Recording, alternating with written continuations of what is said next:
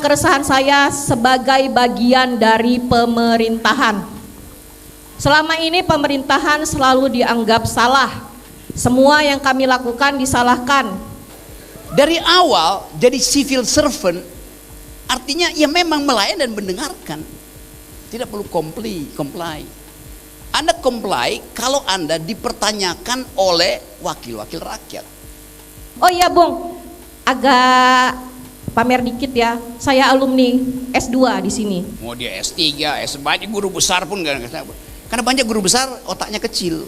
Ijazah itu tanda Anda pernah bersekolah, bukan tanda Anda pernah berpikir. Bagaimana pemerintahan yang berakal sehat itu? Tolong dikasih kisi-kisinya sehingga kami ini tidak salah terus dalam langkah. Kalian kritik, kasih kami solusi. Kami bayar Anda untuk cari solusi.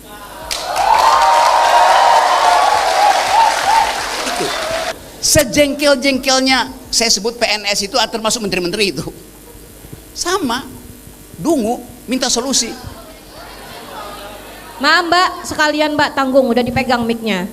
Oke ya, sepakat ya. Assalamualaikum warahmatullahi wabarakatuh. Waalaikumsalam warahmatullahi wabarakatuh. Izin memperkenalkan diri, saya tetap memanggil Bung Rocky Gerung karena dari awal saya tahu beliau saya memanggilnya Bung Rocky Gerung. Ada yang ingin saya pertanyakan ke Pak? Izin memperkenalkan diri, nama saya Rinca Anora. Saat ini saya bekerja sebagai seorang PNS di Dinas Pemberdayaan Masyarakat Desa dan Transmigrasi. Saya jujur Pak, saya sampai meninggalkan kerja saya karena saya memang dari dulu menunggu momen kapan saya bisa ketemu dengan seorang Rocky Gerung.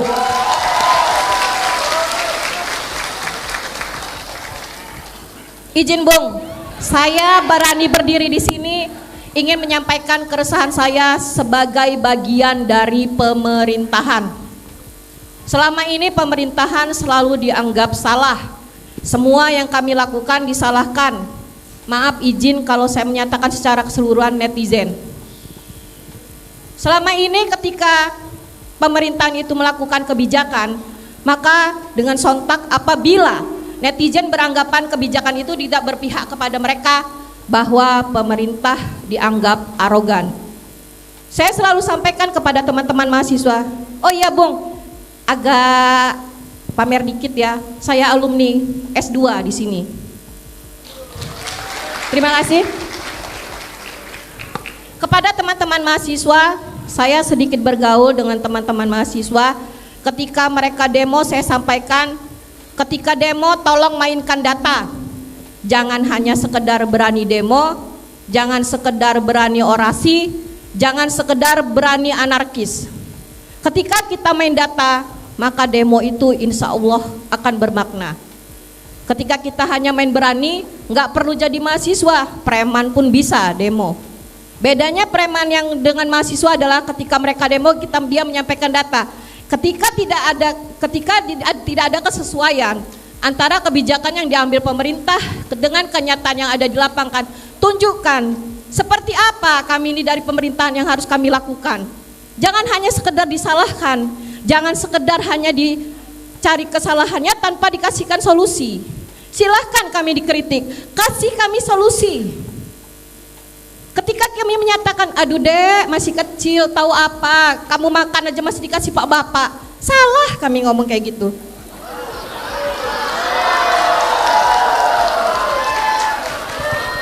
Jadi jujur saja Bung, sebenarnya saya agak lelah, tapi saya sempatkan.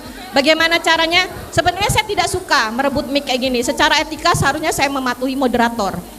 Tetapi intinya yang ingin saya tanyakan, di sini menyatakan apabila pemerintah tidak akal sehat, bagaimana dengan rakyat?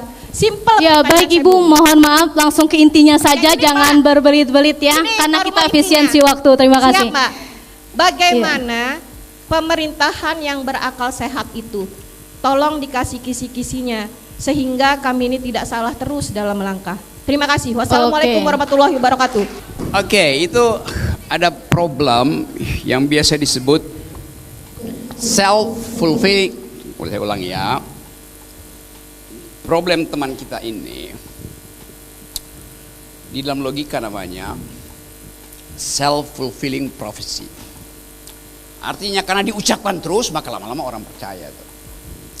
Tapi sebetulnya ada masalah lebih mendasar. Anda sebut tadi Anda PNS, pegawai negeri sipil. Kata sipil itu diterjemahkan dari bahasa Inggris, civil servant. Kalau di bahasa Indonesia kan secara telak namanya pelayan masyarakat. Tetapi karena masih ada, ya jangan sebut pelayan dong, saya S2. Itu masalahnya. Dari awal jadi civil servant artinya ya memang melayan dan mendengarkan. Tidak perlu comply.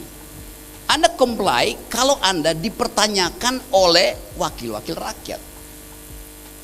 Jadi, saya terangkan teorinya. Sekarang demokrasi itu bukan lagi diwakili oleh rakyat sebagai watchdog PNS, tapi diwakili oleh yang disebut deliberative democracy. Apa itu deliberative democracy? Percakapan antar netizen. Itu fakta itu ada di situ sekarang.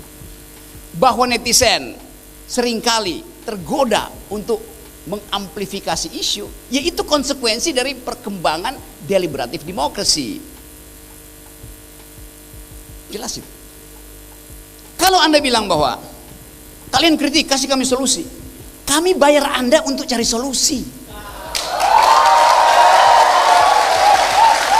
Itu.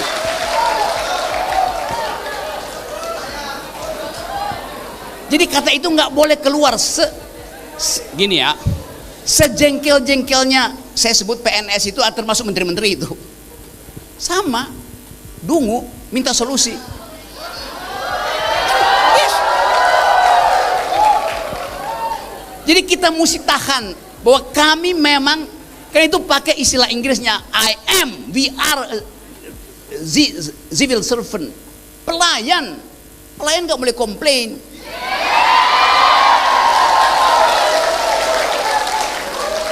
Nah itu yang saya maksud tadi, kejujuran berargumentasi. Saya terangkan logikanya. Mau siapapun yang ngomong, ibu-ibu, pejabat segala macam, lu salah cara memahaminya tuh. Anggota DPR itu tadinya adalah pengemis. Dia datang ke saya, Pak, pilih kami, ini amplop sedikit. Dia mengemis supaya dapat kekuasaan. Begitu dapat kekuasaan, dia jadi tuan. Ya tuan tolol. Itu soalnya. Jadi sekali lagi sudah dinasibkan untuk mendengarkan kecerewetan publik. Itu dasarnya. Ya sekali lagi, tidak ada perbedaan di dalam warga negara, perbedaan yang didasarkan pada status lain selain citizen. Mau dia S3, banyak guru besar pun gak. Karena banyak guru besar otaknya kecil.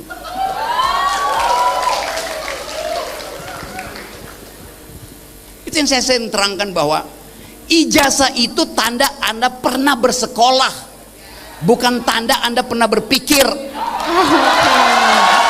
Oke. Ya, terima kasih. Itu yang sering orang persoalan ke saya kan. Bung Rocky itu, si Rocky itu kan nggak ada ijazah. Kenapa dia ngajar di S3? Tanya pada rektor UI. Jadi saya mesti ambil S3 untuk ngajar filsafat. Lo kurikulum filsafat saya yang tulis kok gimana? Karena otaknya di mana coba? Saya ngajar di Lemhana, saya ngajar di Sespim di Polri, yang mau naik bintang itu pasti mau ikut mata kuliah saya di Lembang sana. Saya ngajar di Seskogap. Kalau saya ngajar di situ ada bintang 2, saya dikasih bintang 3. Kan begitu tradisinya kan? Walaupun cuma 2 jam tituler. Biasa itu. Jadi kita mesti tanggalkan itu pamer, apa namanya, profesor doktor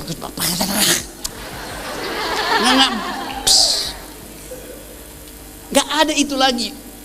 Saya kasih sedikit ilustrasi ya. Kalau Anda misalnya anak kota bumi mau belajar ke Amerika misalnya, Anda mendaftar di beberapa kampus, biasanya disebut community college. Jadi kampus yang dibiayai oleh kabupaten kayak ginian. Kebanyakan kampus di pantai barat Amerika, Los Angeles, San Francisco, situ California lah itu. Anda datang ke situ, rektornya akan tanya, kamu dari mana? Dari Kota Bumi, Pak. Oke. Kamar kamu ada di lantai 4, 423, lantai 4, kamar 23. Terima kasih Pak Rektor. Besok pagi turun ke 101, kantor rektor lantai 1. Ya, bawa mata kuliah yang ingin kamu pelajari di kampus saya. Anda bingung, kok mata kuliah? Iya, Anda tulis sendiri kurikulum, mau belajar apa di situ. Jadi sekarang seorang secara individu merasa, ngapain ambil 10 mata kuliah? Anda cuma perlu 4 mata kuliah, misalnya 1 environmental ethics, 2 gender study, 3 soal matematik, 4 soal kesenian. Belajar di situ. Rektor akan sediakan, bukan dosen, tutor, selebihnya Anda belajar di internet. Begitu Anda buka internet, Anda ketemu dengan video saya tentang logics. Ya, kuliah saya tentang logika dan narasi itu dipakai sebagai pelajaran di Inggris. Apa susahnya? Itu yang terjadi sekarang. Jadi Anda rumuskan sendiri, Anda mau belajar apa itu. Di kita kurikulum itu diatur oleh negara. Konyol. Anda bayangkan Anda udah mahasiswa, masih ada mata pelajaran bahasa Indonesia. Loh, orang Indonesia masih diajarin bahasa Indonesia. Artinya Anda tidak berbahasa Indonesia bahkan setelah lulus SMA. Ngapain universitas masih ngajarin bahasa Indonesia? Anda masih ada mata kuliah bahasa Inggris. Artinya sampai dengan lulus SMA, bahasa Inggris Anda bodoh, buruk. Ya sistem SMA aja yang salah tuh. Anda masih diajarin mata kuliah agama. Artinya sampai SMA Anda masih ateis.